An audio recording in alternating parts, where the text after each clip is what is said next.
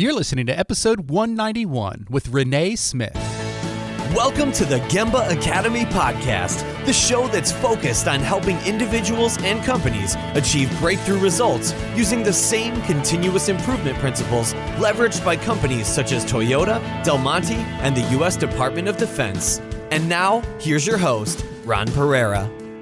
Hey there, this is Ron Pereira with Gemba Academy, and I'd like to welcome you to another edition of the Gemba Academy podcast. As always, thank you so much for taking time out of your day and your week to listen to the show and for watching our Lean and Six Sigma training videos over at GembaAcademy.com. We definitely appreciate each and every one of you. Now, today I'm excited to welcome Renée Smith to the show. Now, Renée and I are going to be exploring a topic today that is definitely, I would say, groundbreaking for the podcast, and may catch you off guard when you first kind of read the title. But we're going to talk about the topic of love and the role that it plays within the, let's say, continuous improvement movement. And so what Renée and I do is really explore really the contrast between what she describes as love, which maybe other folks would talk about empathy and different things like that, but contrast that with fear. And it was really interesting. She's got a really cool background. She's working with the state of Washington, and she's going to kind of give her background. She works with Daryl Damron, who we've actually had on the show before, back in it was a couple years ago. In fact, we'll link to that in the show notes. But they're doing some great work out there in the state of Washington. But the topic was very appealing to me because, like I said, it's something that we've not really explored, but I think it's something that everyone listening is going to be able to benefit from. So, show notes for this particular episode can be found over at GembaPodcast.com. You'll just look for episode 191. That's 191. Again, GembaPodcast.com, and look for episode 191. Okay, enough from me. Let's get to the show. All right, Renée, well, thank you so much for coming onto the show. Where are you calling in from? Hi, I'm calling in from the state of Washington, from the Department of Enterprise Services. Nice. All right. Well, thanks for coming on. I'm really excited about today's topic. We've had some folks on before who talked in a similar vein about empathy and different things like that, but I definitely think the first time that we've ever really just addressed the topic of love. So I think it's going to be pretty fun, and I'm really, really looking forward to this conversation. So I am too. So Renée, as you know, we kind of like to begin all of our shows with our guests sharing a quote that possibly inspires them or is related to the topic of the day. So do you have one? I do. In the research interviews that I've done, there was one of our participants, a state employee from the state of Washington, said something to me that I thought was really profound at the end of an interview. And she said that fear isn't a management system. And I think that really just nails it right there, that too often we think and use, maybe inadvertently use fear as a management system, but that it can't be. It's not effective, and it's got to be something else. Yeah. Well, that's good. All right. Well, Renée, tell us about yourself. Tell us a little bit about your background, maybe how you first came to learn about all this continuous improvement stuff, and then definitely tell us kind of what you're up to these days. Sure. So I have a background in organization development. I was in private practice and consulting for many years in both public, private, nonprofit sectors. Worked at the University of Washington for a time doing this work, and really became more enmeshed and involved in continuous improvement work there. And then moved to the state of Washington, to the Department of Enterprise Services, right at the beginning of the state's lean journey. Back in 2012. The state started in 2011, and I joined in 2012. Our state has been on kind of a remarkable journey for really 25 years of embracing, all kinds of performance and improvement and quality efforts over the years. But under our governor, Christine Gregoire, she kind of launched us on our lean journey, if you will, with a focus on having cabinet-level agencies do process improvement projects, particularly value stream mapping projects. And then we had a governor transition. New governor came in, Governor Jay Inslee, and he took it to a whole other level and embraced lean as a management system for the state. And so I've had the profound honor and and pleasure of serving in the Department of Enterprise Services at the time when this was all happening throughout our state. And then sort of leading and spearheading the effort within our own agency, which was a new agency at the time, and kind of building a continuous improvement culture and a lean culture here at Enterprise Services. Yeah. So that's a little bit about what I've been doing. Yeah. We had, obviously, we had Daryl Demron and Holly Jensen on the show. Gosh, it's been, I'm pulled it up. Was November 6, 2014. So wow. Didn't realize it's been that long. It was episode 31. So folks, we'll link to that in the show notes, but folks can go check that episode out after this one. The title of that one was Applying Lean Within the State of Washington. So yeah, we had a good chat there with Daryl and Holly. So I know you're colleagues with Daryl, right? Right. Daryl is on my team now, and he leads up our government consulting services program. And we provide consulting, training, facilitation, and coaching services to really any government anywhere. Yeah. To help them on their lean journey. So. Yeah. All right. Well, let's dive just a little bit more. Give us a little more context on the journey, the state of Washington's lean journey. Sure.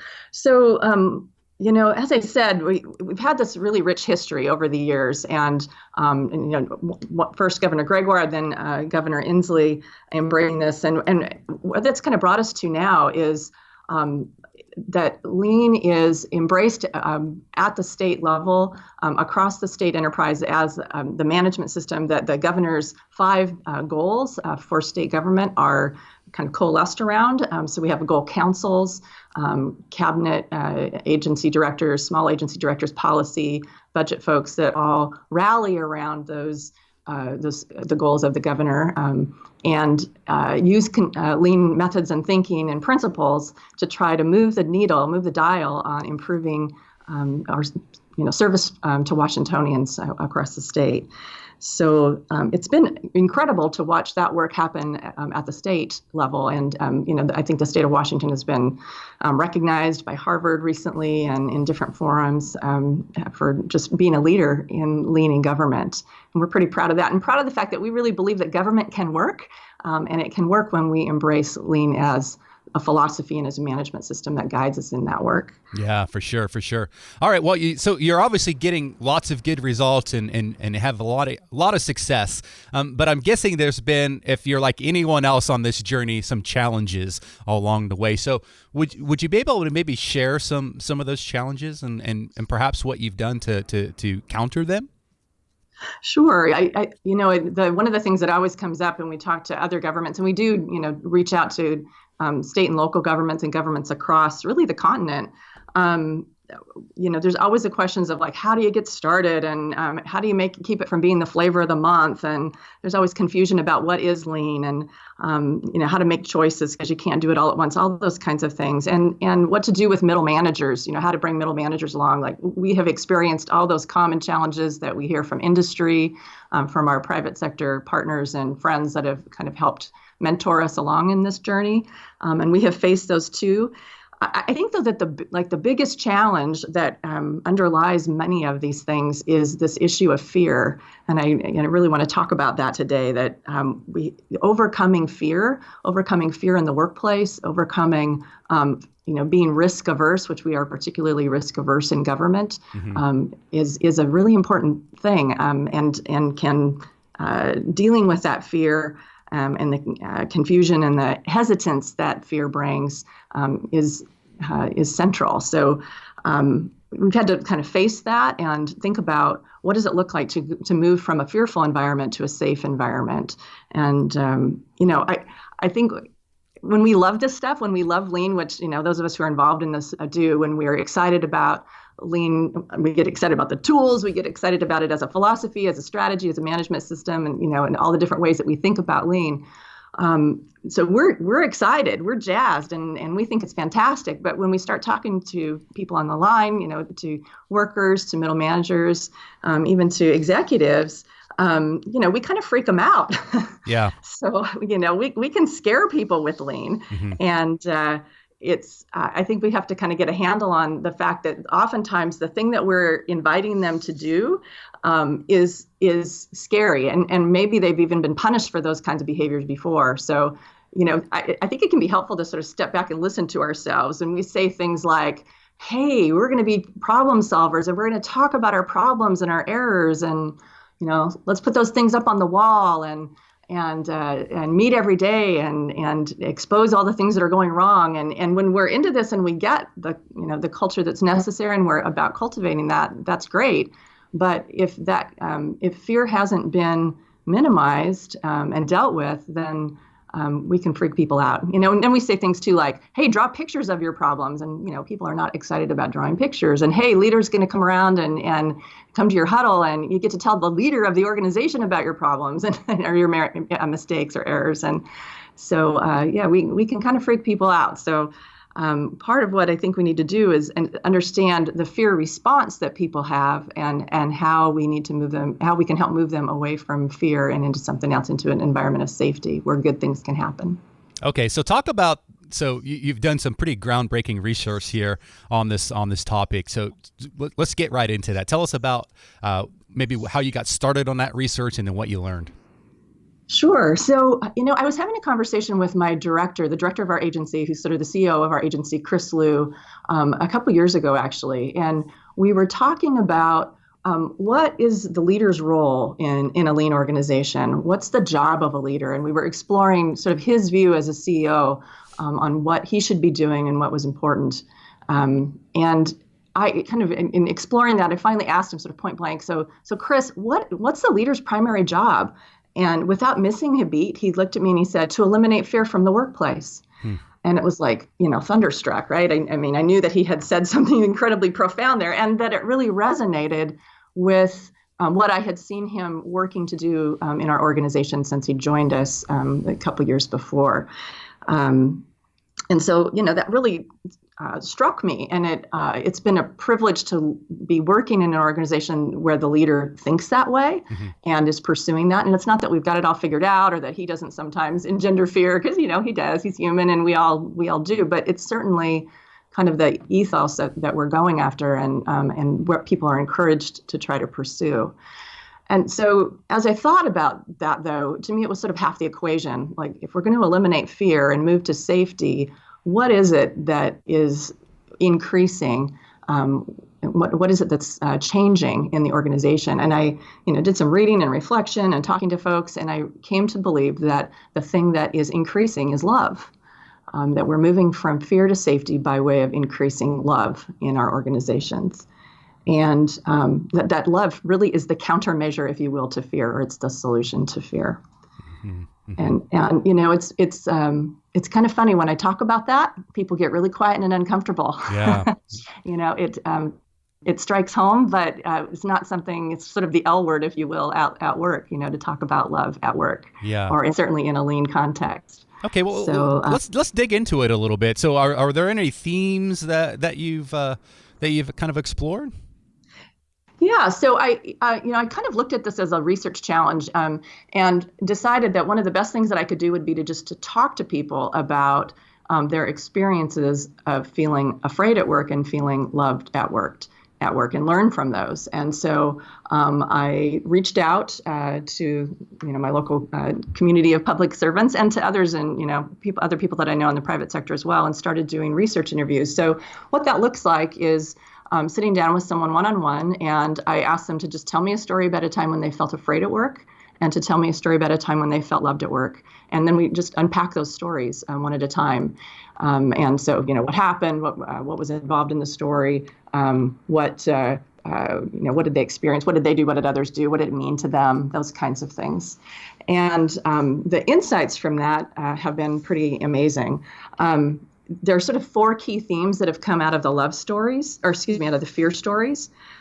So one is that I didn't know how to be successful after a change. Something happened, there was a change, and I didn't know what to do. And oftentimes it was a new leader coming in, and then, whatever we had going on in the organization before, I knew what was expected, things were going well, and now I go to a situation where I never know what's expected and I'm not able to perform. And people, described being not being able to be creative, not being able to kind of contribute in the way that they had before, feeling on the outside. And oftentimes people in that kind of situation leave. Another theme was feeling betrayed by someone that I trusted. So a lot of people had violations of trust. And sometimes that was like a personal violation, and other times it was more a positional violation of trust. So we put a lot of trust in leaders and in their integrity. And when they don't live up to that, it's pretty distressing. People experience that deeply. I had people say that they didn't want to go to work, that they felt unsafe, that they worried that they might be asked to do something unethical. People that were avoiding the leader. I had someone say that it was like that they were a hobbit trying to stay out of the eye of Mordor. And so, again, carried that pretty deeply. People described deep anxiety, physical illness, low energy, that kind of thing, and which is pretty consistent with the kind of long-term impacts of fear over time, physical maladies that come with all that. We have physically, the stress on our bodies takes its toll when we live in a kind of ongoing fear. A third theme was being publicly shamed. So it was really kind of sad and alarming about how many people were humiliated, called out in meetings, yelled at, bullied, those kinds of things, and how that could be allowed to go on in organizations.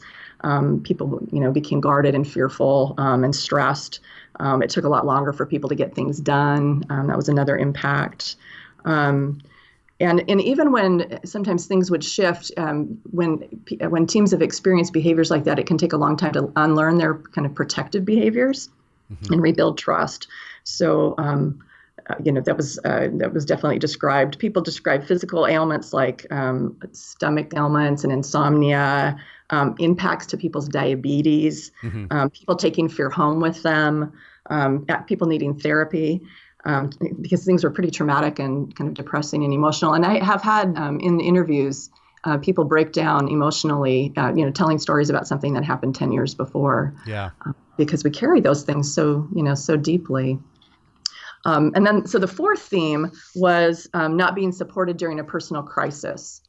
And so it was pretty amazing how many people were told, leave home at home and work at work. And somehow magically you're going to pass through some curtain and come into work and whoever you are, whatever's happening, outside the workplace is part of who you are in the moment. And just the amount of sort of a betrayal that is, and a sense of not being able to be fully human, it really impacted folks. I had someone say that when we're afraid and we can't be our true selves, everything's doused with hesitation and insecurity, and none of that's healthy, and we can't share the good things that we're hired to share and do. So that betrayal of just not being able to be fully ourselves when life happens, because life happens is a real thing. Yeah. One question I have for you. Have you studied or looked into kind of the different types of love according to ancient Greeks and whatnot? I'm thinking of eros, which is the kind of love you have with your significant other, right? Which is obviously not what you're talking about here. But then and then there was, I don't have them all memorized, but there's philia love, or Philadelphia, affectionate love, and then the most deepest one they talk about is that agape, or kind of this selfless love. And I'm curious if you've looked into any of that and how some of what you're describing fits into these different buckets in a different way. So I'm just curious if you've ever looked into any of that. Yeah, I have looked at those and am familiar with them. And I think the thing that strikes me about that is that it's really useful to have multiple terms for different kinds of love and different kinds of affection. And in our society, in English, we have the one word, we have love. And we use that in multiple ways. And I think that often is what gets people kind of snagged up. Is, right. You want to go on brother love or sacrificial, agape love, because our brains automatically go to erotic love or to personal relationships. And so, we can't distinguish, and it certainly is useful and helpful to be able to distinguish. I think one of the things that I found when people talked about their love stories, and I'll share a little bit of the themes out of those too, is that they they often would say, even though they would like agree that they're there to talk about and to share their fear story and their love story, but when they actually go to talk about the love story, they'll say, well, I wouldn't use the word love, Yeah. but I would call it caring, or I would call it belonging, or I would call it trust or respect. Mm-hmm. And so oftentimes people would have their synonym, which is fine. To me, that's all sort of in the love bucket, if you will. It all goes in the same collection of positive, compassionate, empathetic, caring behaviors and feelings and connection with people. But people will use the word that's most comfortable. And really using the term love is in part by design to get people to stop and think. If I were to say we're going from fear to respect, we could all kind of yawn and say, yeah, we've heard that story before. Right.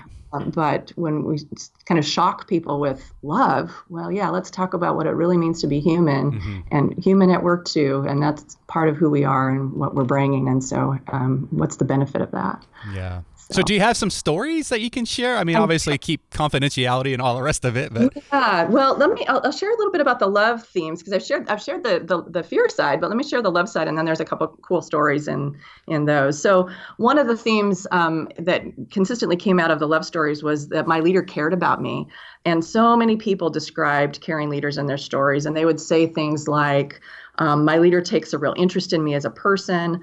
I feel belonging and appreciation and respect from my leader. I'm recognized and known for who I truly am. My leader has a way of making sure everyone feels included, those kinds of things. And so, leaders played a really key role. And that kind of connection with the leader was really motivating and induced a lot of loyalty. Another theme was that my team was like a family. And so when you think about families, they work hard and they laugh every day and help each other and rally in hard times and celebrate and those sorts of things. And, I heard from folks, one particular story was a woman in IT who described her team like this. She said that knowing our team has so much love for each other has made such a difference. She said our relationships are collaborative and we look out for each other. There's this unified feeling, and we're not afraid to have unfiltered debate. And then she went on to describe how, a couple people might gather around, and be in their area, because we sort of have open cube, and kind of an open environment in the office area here. And they gather around to have a conversation about a challenge or a problem. And pretty soon the team is gathered around. And because of the trust and the love and respect and connection and the comfort that they have with each other, they could go after it. They could get on, attacking a problem and challenging each other's ideas, not attacking each other, but really, digging in to the problem and coming up with an even better idea than they started with. And they could do that because of the trust and comfort they had about being transparent and honest with each other. And that comes in an environment of safety. So it was cool to hear that. I guess another cool IT quote. There was one woman who said that it was the first time in her life that others came to her without any judgment about her gender. She said, "Can we say shocked?" So those are just great stories of a team feeling like a family. Yeah. And then the third theme was sort of the opposite of one of the themes that came out of the fear stories was receiving support. I received support during a personal crisis was a third theme. And I had a team member, an interviewee who reported when she had cancer. She was diagnosed with cancer. And she just actually had twins, pretty early or pretty close to when this diagnosis happened. So she'd used up all her leave. And her team rallied around her, and her organization rallied around her, and provided, all the support she needed around making transportation arrangements and paperwork and benefits and so on. And she had leave donated so that she never missed a paycheck for a year. My gosh. Just really incredible. And they visited her and sent her messages and kept her informed. And she just felt included all along the way. And I'm going to read her quote because her story was just so profound. She said that it was hard to take in that much love. They must have valued me, and there must have been things that I've done, but how could anyone be loved so much, she wondered. Her internal tapes kind of told her, I'm not worthy. But this love had such a profound impact on her being alive today. She felt this deep commitment and loyalty so that she could come back, not only come back for her family and be well for her family, but to be well for her team. she wanted to be part of the work again and honor their commitment and investment in her. And she wanted to make work matter more, and that making a difference had a deeper meaning to her. And she said that when she returned to work, she walked through halls surrounded by people who had carried her, and it was like a holy ground feeling. She realized that those people cared for her and that they did important work and they were all connected, and like her loyalty and her participation and her engagement were off the charts. Wow. And so just a beautiful story of sort of, bringing the whole person to work. And sometimes things happen, but when we meet people where they're at, they will show up as well. And that communicates things to the other people that are there participating, who aren't the ones who have the cancer diagnosis, but see how we treat people. Yeah. Yeah. I mean, yeah, it probably obviously impacted, this lady, but for sure it had to impact the people who were actually doing it. I mean, being part of that type of I don't even know what the right word is, like a movement or love movement, whatever you want to call it. It's got to be life-changing. Yeah. Well, because we're empathetic creatures, right? We are wired for empathy.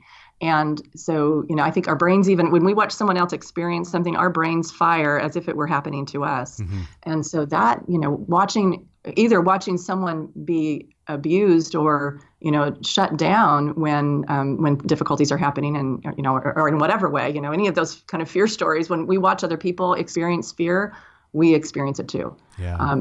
And conversely, when we watch people experiencing love, or we participate in, caring and belonging and letting people know that they matter, we experience that too. Yeah.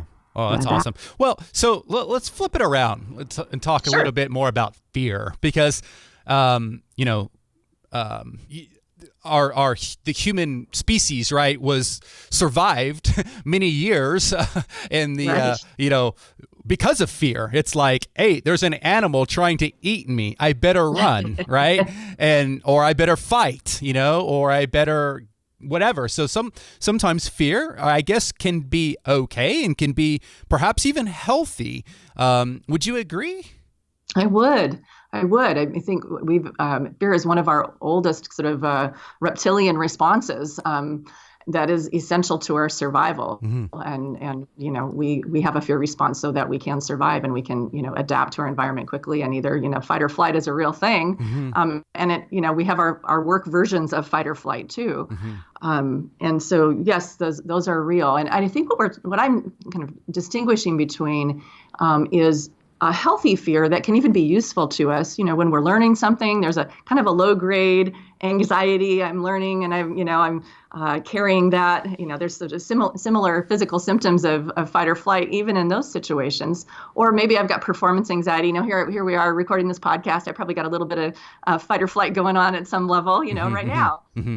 And that's normal and healthy, and it helps us to perform and to sort of be on our toes and do our best. Mm-hmm. So that's sort of good fear, if you will, mm-hmm. a normal, healthy fear. But the kind of fear we're talking about and that I'm talking about is a harmful fear. It's the kind of fear that is debilitating, and that where people are really threatened for their survival. So sometimes that can be a fear that my workplace isn't physically safe, and that's either we just haven't attended to this, to workplace safety in ways that are should be really basic and taken care of, and the fear of being psychologically threatened, mm-hmm. Humiliated is a profound thing, mm-hmm. And so when we violate that, fight or flight kicks in, and we see people either get really aggressive, really angry, show up in ways that are where they are obviously ready to fight, mm-hmm. Or in flight mode, people sort of disappear. They hold back. They're not going to share their ideas in a meeting. They're certainly not going to, bring forward their A3 or stand in front of their, feel good about putting their data up on the wall or talking about, errors or anything. Mm-hmm. And they're going to pull back and withhold, and sometimes even leave, physically actually leave the organization, and then we lose. Mm-hmm. Yeah, so there's good fear and ugly fear, maybe, right? Exactly. Debilitating fear, yeah. Yeah. Okay, so what about like anybody that's listening to this, like, oh yeah, that's nice, let's all love each other and be safe and this and that. But what about accountability? How does that work into this love equation, for lack of a better word? Yeah, that's always a question that comes up, and I think it's a really important one, and I've had to grapple with that and had a lot of conversations with with different folks about that, folks in during the research and other colleagues about this. And so you're going to have to kind of imagine, if you will, a 2x2 or an X and Y axis. Because we are naturally worried. Let me back up. If fear's at one side of the spectrum on the x-axis, and love and safety are at the other end, and I would say it's fear and indifference on one end, and love and safety on the other. Eli Weitzel says that the opposite of love is indifference. So we're moving from I don't care, I'm indifferent to you, and an environment of fear, to increasing love and safety. So if that's kind of that x-axis. We are naturally concerned that basically that love is just too soft, right? That we're just people are going to get away with stuff, that we're going to allow poor performance, that it's just going to be a permissive or neglectful environment. And, and unfortunately, in any organization, whether it's government or, I hear stories in industry too, we see that happen where people are allowed to kind of skate by or not perform, or where bad behavior is ignored. And so it's, the common question is, hey, if all this love and safety it means that we're just going to allow people to get away with stuff. And what I would offer is that it's not our love that's too soft, it's our commitment that's too soft. And so commitment would be the y-axis. And so when we have low commitment in an environment of love and safety, that's where we've got permissiveness, where anything goes. And I'm not advocating for that. And when we have low commitment in an environment of fear and indifference, we're like being neglectful, and not advocating for that either. But when we raise our commitment, we get other options. So, and I think our commitment is increased when we do things like better understand our customers' needs, or when my work processes are well designed, or when I have the tools and information I need to do my job. All those things increase our commitment. When I know how my work is connected to the bigger picture. So if we increase our commitment, then we've got a couple other kinds of options. So if we're increasing our commitment in an environment of fear and indifference, then we've got compliance, right? We're going to make sure that we do the right thing. You're going to make sure you do what you're supposed to do. I'm going to verify, and it's sort of like a minimum standard. We're going to prove that we're doing the right thing. Mm-hmm. We're committed to getting the right thing done, but it's in an environment of fear, and so it's compliance. Mm-hmm. And on the other side, though, in an environment of love and safety with high commitment, that's where we've got mutual responsibility. Right? So that's like the best kind of accountability. I'm responsible, you're responsible. Together, we're responsible for the work and the customer, and we're going to collaborate and create and innovate. And that's the kind of accountability that we need. Yeah. So I would just offer that it's our we need to be strong on commitment and on love together, and focus on mutual responsibility. Yeah, I know it's a different kind of arena, but you think about with our children, those of us that have children, we deeply love them. And sometimes, there's accountability because we love them, right? And you want them to be, so, again, in different circumstances, obviously, but I think there's some similarities. Right. And so, I think it's good to think, if we think about with children, we don't want them to just sort of, I'm trying to think about what the compliance version of that is with children, where they're just sort of skating along and not really caring, doing, I did my chores. There's maybe doing the chores is a good example. I did my chores and, check the box and I loaded the dishwasher, but, I didn't really care enough to wipe the counters and sweep the floor. And, I'm not invested in the family, but when I'm invested, I care about the family. I know that you care about me. I'm committed to making our home, a good place. Yeah. And, exactly. I don't know, maybe that's a stretch. No, I think it works. So last question on this topic, Renée, maybe tie it all together. Like, what are you guys doing at Enterprise Services to have all this play out and experiment and learn? I'm guessing lots of learning, I'm sure. It has been such a rich, supportive environment for this. Yeah. So, in our first 6 years as an agency, we have, I think, worked across the spectrum of sort of expressing our lean culture, or developing our lean culture in lots of different ways. So we think of lean not just as process improvement, but that it touches everything, that it is a philosophy and a management system that impacts everything. So, we've developed our planning and our, kind of customer listening efforts around that.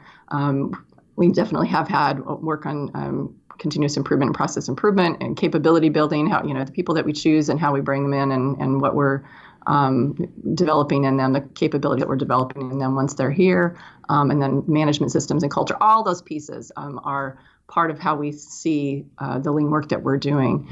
And so, we've, I think, continued over the last 6 years to develop those things. And the theme that runs through all of that and that was there from the beginning is this respect for people and attention to focusing on people and really engaging people and trusting people. So from the very beginning, when we developed our mission, vision, values, goals as an agency, we did that in a way that was high engagement. And that didn't mean our leadership team going away, to a retreat and drafting some things and then bringing it back and asking people to respond to it or to add to it or whatever. But instead, it meant forming teams, cross-sectional, diagonal teams from across the organization, teams of employees, managers, executives, who all together developed our mission, vision, values, goals, our strategic clarity. And it became assumed from that very beginning point that people would be involved, that they would have their hands and their hands all over things and their voices involved in things. And so we've kind of set out from there and went after exploring what does it mean to be an organization that works this way and that expresses ourselves in this way. And sometimes we got it right and sometimes we got it wrong, but always it was sort of this human-centeredness that was at the core of everything. So that's been something for us from the beginning. And now, after many years of working on this, we've kind of renewed our focus on being human-centered and expressing that through a deep commitment to customer satisfaction, team member satisfaction, and financial health, and to sort of doggedly pursuing those three things, and pursuing those, though, in a human-centered way. So that's, we've got work happening across all of our lines of business, which are really eclectic, everything from fleet services and buildings and grounds and surplus to financial services and contracts and legal services, those kinds of things. So that's happening, and we're teaching people to listen to understand, listen to customers to understand what they really want, listen without defense, and to listen to team members and listen to each other and understand what they want and what it's going to take for them to be fully satisfied. And out of that effort comes clarity about what's important to customers, what's important to team members, and then we can baseline those things and have and basically establish gaps so that we know what to go after to improve, to better meet customer needs, to create more satisfied customers, to better meet team member needs, to create more satisfied team members. So it's an expression, this renewed effort on customer satisfaction, team member satisfaction, and financial health is sort of a renewed expression of our human-centeredness and how we honor and respect people. We really like, and I had our deputy director has embraced John Miller's translation of Toyota's respect for people, meaning holding precious what it means to be human. Yeah. And it's an amazing thing when you have a leader of an organization saying, what we're going to be about is holding precious what it means to be human. That's pretty powerful. Isn't it? Oh my goodness. So that, it dovetails beautifully with this idea that we've got to move from fear and indifference to love and safety, holding precious what it means to be human, and going after that in really tangible ways, which means learning to listen to customers and humbly hearing what we're doing wrong, hearing what they really want, and then using all the good lean tools and methods and thinking that we've developed over these last 6 years, and that we've received from all those who have gone before us and have learned from, and applying those then to closing gaps around customer satisfaction and team member satisfaction and financial health. Wow. So that's kind of the big experiment that we're doing right now, in this lab of enterprise services, if you will. Hey, do you speak at conferences and whatnot? Yeah, I do. Man, so I know we got AME folks listening to this. We got Lean Frontiers folks listening to this. Have you ever spoke at a Lean conference? Yeah, I have. I have spoken quite a bit. Okay. I've spoken at the Canadian Institute. I spoke there last year and speaking there again this year in Toronto. We have a Lean conference here at the state of Washington. Yeah. And more than 2,000 people over the course of 2 days. And I've spoken there several times, but had the pleasure in October of speaking on this channel. Well, I think you need to be. I I think you need to be in San Diego next year at the AME conference. So AME folks are always looking for people who have very interesting things to share, and it's not the same old lean stuff that we hear every year. So AME, Jim, Lean Frontier, so you guys, holler at Renee, because we need to get you up on the stage talking about this. That's kind of you. I appreciate that. And, what's been profound. So Daryl Dameron and I have traveled some and spoken on this in different places, spoken on our lean journey, I should say, sort of the whole enchilada.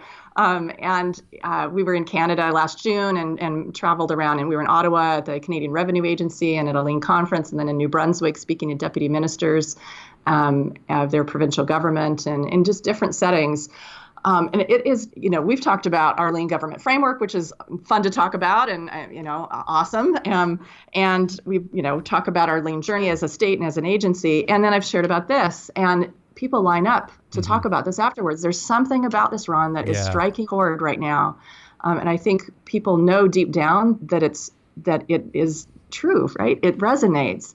I think it's the answer to the world's problems, whether it's politics or religion or whatever it is. I mean, if you just do this and, everything's going to be better, right? Right. Everything. Right. So, right. Yeah.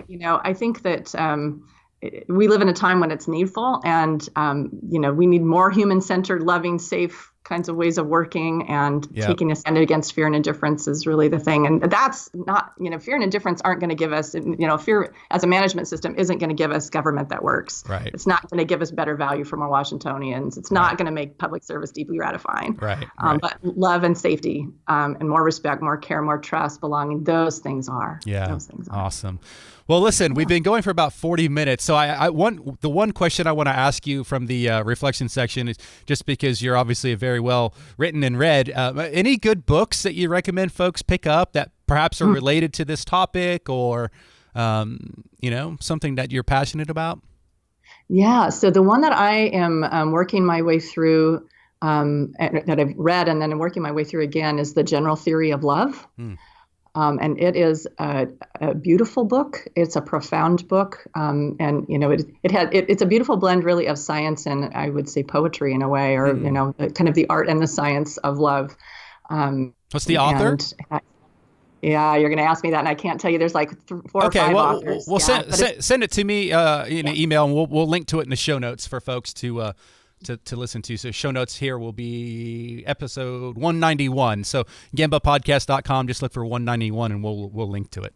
Great. Yes. I apologize that I can't. Oh, no, that's fine. That's fine. Hey, so how can people connect with you? LinkedIn, a Snapchat, or what are you? Yeah. So I'm on LinkedIn. And actually I'm blogging, so they can connect with me at makeworkmorehuman.com. Okay. And that we're blogging about this topic out there, and there's sort of a burgeoning, community of I don't know if it's a community of practice. I don't know quite what it is yet, but there's a burgeoning community about this love not fear work, and so there's blogging out there. There's a book club that's starting. The opportunity to share thoughts and resources and so on. So they can find this thinking out there at that, and then Renee at makeworkmorehuman.com, as well as Renee.Smith at des.wa.gov, my state. Yeah, and so it's Renee Smith on LinkedIn, just RENEE Smith on LinkedIn. Okay, awesome. All right, well, we'll link to all that as well. It's been fantastic. Cool. Thank you so much for coming on, Renee. This is a really fun episode, and I think it's going to really resonate with a lot of folks. Well, thanks for the opportunity, Ron, and I look forward to talking with people who are like-minded and interested and excited about pursuing a more human-centered workplace. Nice. All right. Well, thanks again, and you take care. All right. You too. Bye-bye. Bye. Thanks for listening to the Gemba Academy podcast. Now it's time to take a free, no-strings-attached, fully functional test drive of Gemba Academy's School of Lean and Six Sigma over at gembaacademy.com. Gain immediate access to more than 500 Lean and Six Sigma training videos free of charge at gembaacademy.com.